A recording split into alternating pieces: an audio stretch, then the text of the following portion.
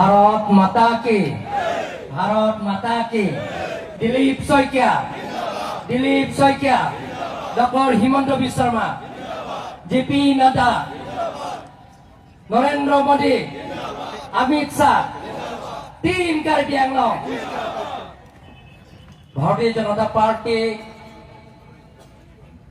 জন extended west Karbi Anglong আৰু east Karbi Anglong জিলাত executive সভাত আমাৰ মাজত উপস্থিত থকা ভাৰতৰ জনপ্ৰিয় সাংসদ তথা ভাৰতীয় জনতা পাৰ্টি ৰাজ্যিক সভাপতি সকলোৰে শ্ৰদ্ধা দিলীপ শইকীয়া ডাঙৰীয়া, মঞ্চত উপস্থিত থকা 6 ST পাৰ্লিমেণ্টাৰী কনষ্টিটুৱেঞ্চি MP অমৰ সিং কিশোৰ ডাঙৰীয়া,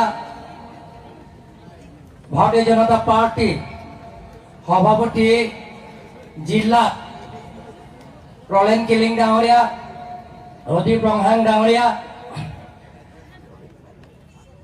ভাৰতীয় জনতা পাৰ্টি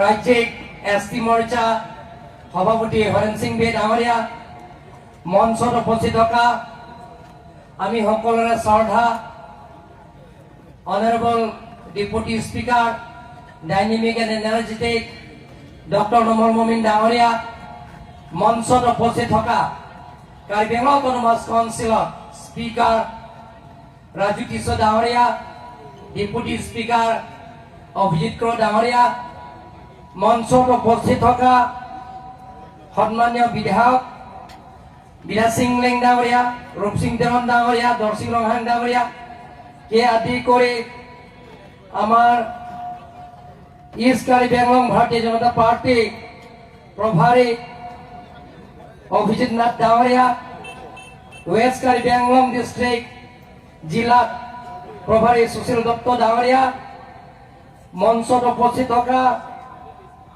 নবৰম গোহাঁই, বুঢ়া গোহাঁই, সহপ্ৰভাৰী, লগতে মঞ্চত উপস্থিত থকা দপাংন সহজেন আৰু মঞ্চত উপস্থিত থকা ভাৰতীয় জনতা পাৰ্টি জ্যেষ্ঠ তথা প্ৰাক্তন সভাপতি অৰুণ তেৰাং ডাঙৰীয়া, ৰতন তেৰণ ডাঙৰীয়া কে আদি কৰি কাৰ্বি আংলং অট'নমাছ কাউন্সিল সন্মানীয় EMs, MECs সকল ভাৰতীয় জনতা পাৰ্টি জিলা মহিলা মৰ্চা, যুৱ মৰ্চা, ST মৰ্চা, মাইনৰিটি মৰ্চা, টি মৰ্চা, কিষাণ মৰ্চা, টি মৰ্চাকে আদি কৰি প্ৰত্যেক মণ্ডলৰ পৰা অহা মণ্ডল সভাপতিকে আদি কৰি সম্পাদক আৰু অফিচ বেয়াৰাৰসকল, প্ৰত্যেক লোকেল কমিটিৰ পৰা অহা লোকেল কমিটি প্ৰেচিডেণ্ট ছেক্ৰেটাৰী পৰা আৰম্ভ কৰি সদস্যসকল আৰু স্পেচিয়েল ইনভাইটি ইয়াত উপস্থিত থকা আমাৰ মাজত ৰাতুল তেৰণ ডাঙৰীয়া, চেমচন ইংকি ডাঙৰীয়াৰ পৰা আৰম্ভ কৰি মঞ্চত উপস্থিত থকা সন্মানীয় গণ্য মান্য ব্যক্তিসকল, আজি জন এক্সটেণ্ডেড মিটিং এই সভা আমি এটা আটাইতকৈ গুৰুত্বপূৰ্ণ এই সভাত, এই সভাটো হৈছে যে আগন্তুক তৃতীয়বাৰ কাৰণে অসমত ভাৰতীয় জনতা পাৰ্টি চৰকাৰ বনোৱাৰ স্বাৰ্থত কাৰ্বি আংলঙৰ পৰা আমি 5জন আমি MLA উপহাৰ দিয়াৰ স্বাৰ্থত আজি এই সভাত আপোনালোকক নিমন্ত্ৰণ কৰা হৈছে। প্ৰত্যেক লোকেল কমিটি, প্ৰত্যেক সমষ্টিতে যাতে লোকেল কমিটি বিলাকে যাতে প্ৰত্যেক পলিং ষ্টেচন যাতে এটা পলিং ষ্টেচন যেতিয়া নাহেৰে সেই উদ্দেশ্যলৈ আমি কাম কৰিব লাগিব। প্ৰত্যেক পাৰিবনে নোৱাৰে? আমাৰ পৃথিৱীৰ বিৰাট জনপ্ৰিয় প্ৰধানমন্ত্ৰী তেখেতে কেইদিনমান আগতে গুৱাহাটী আহি আমাক ইণ্টাৰেকশ্যনৰ কাৰ্যসূচীতে তেখেতে কৈছে যে আমি ইলেকশন জিকিব নালাগে, কিন্তু যে প্রত্যেক পোলিং স্টেশন আমি জিকিব লাগে 100% হ'ব লাগিব। হ'বনে নহয়? 100% জিকিব লাগিব।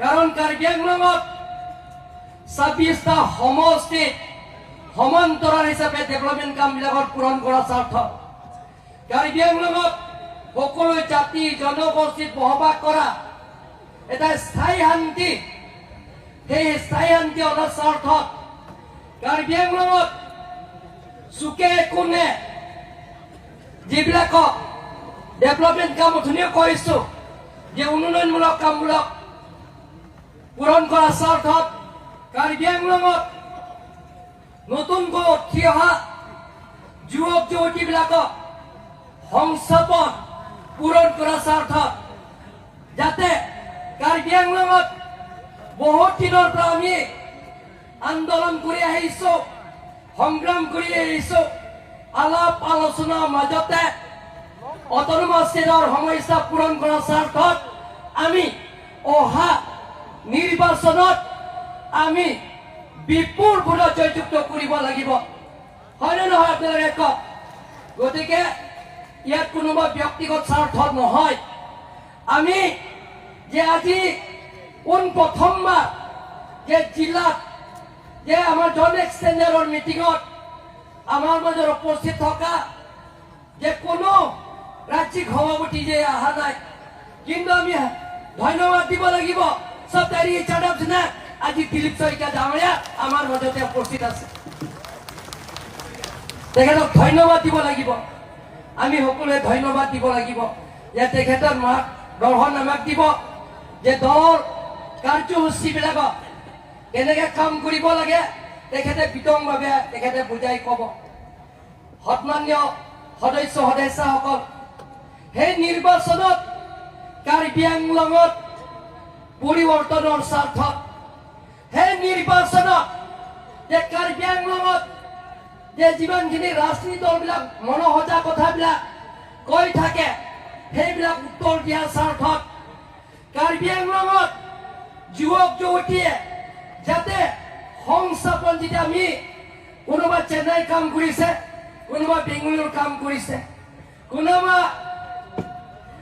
মুম্বাই কাম কৰিছে, কিন্তু তেখেতসকলৰ আনি যাতে কাৰ্বি আংলঙতে যাতে তেওঁলোকৰ সংস্থাপন দিয়া পূৰণ কৰাৰ স্বাৰ্থত প্ৰত্যেকজন লোকেল কমিটি, প্ৰত্যেকজন ভাৰতীয় জনতা পাৰ্টীৰ সদস্যই আমি একেলগে কাম কৰিব লাগিব। সেইটো সংকল্প আমি ল'ব লাগিব।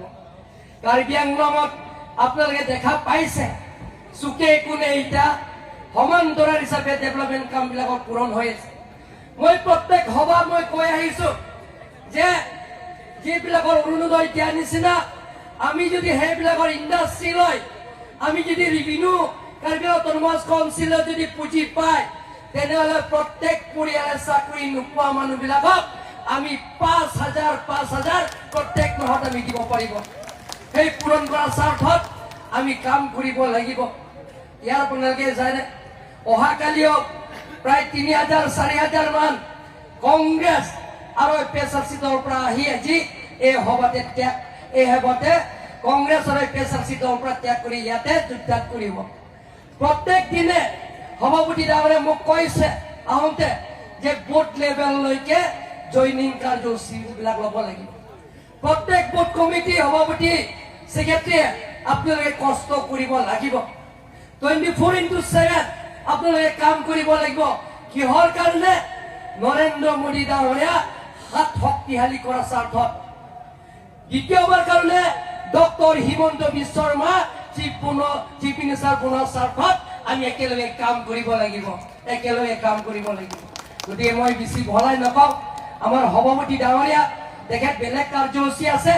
আমি একেলগে টিম কাৰ্বি আংলং ভাৰতীয় জনতা পাৰ্টি যিমানখিনি ইয়াত কাৰ্যকৰ্তা আছে, আমি একেলগে কাম কৰিব লাগিব।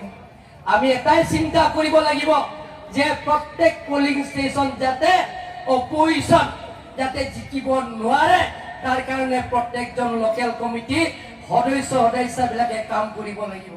গতিকে ইয়াৰ পিছত নেক্সট কাৰ্যসূচী আছে। আমি ৰাতিলৈকে কাৰ্যসূচী চলি থাকিব।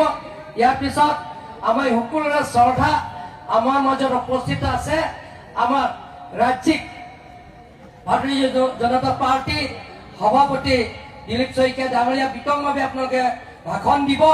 ইয়াৰ পিছত আমি আকৌ ব্ৰেক ল'ম। তাৰপিছত ব্ৰেক লোৱাৰ পিছত ভাত চাত খোৱাৰ পিছত আকৌ ছেকেণ্ড ছেশ্যন বহিম। সকলোলৈ পুনৰবাৰ আপোনালোকে আজি এই সভাত অহাৰ কাৰণে মোৰ ফালৰ পৰা আন্তৰিক ধন্যবাদ দিছোঁ। আৰু মই যে কাৰ্বি আংলং ৰাইজৰ হৈ সকলো জাতি জনগোষ্ঠীৰ হৈ মই আমাৰ দিলীপ শইকীয়া ডাঙৰীয়াক আন্তৰিক অভিনন্দন জনাইছোঁ আৰু ৱেলকাম জনাইছোঁ। সকলোলৈ পুনৰবাৰ কাৰ্ডম নমস্কাৰ। ভাৰত মাতা কি